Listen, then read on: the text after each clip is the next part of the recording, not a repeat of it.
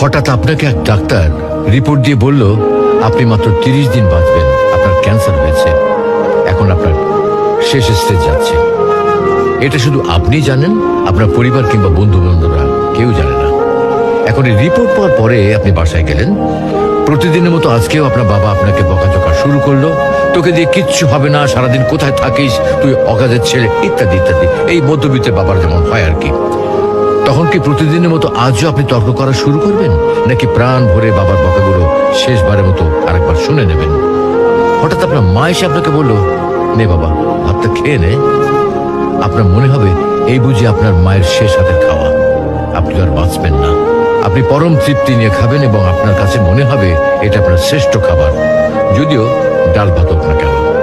আপনি বের হলেন, পুরনো এক বন্ধুর সাথে দেখা, আপনি যাকে মোটেও সহ্য করতে পারেন না, সব সময় তার সাথে কথা কাটাকাটি হয়, আজকেও সে আপনাকে কিছু কথা শুনিয়েও দিল। আচ্ছা, এখন কি আপনি তার সাথে তর্ক শুরু করে দেবেন? মোটেও না। আপনি হয়তো তাকে জড়িয়ে ধরবেন এবং বলবেন, দোস্ত ভালো থাকিস।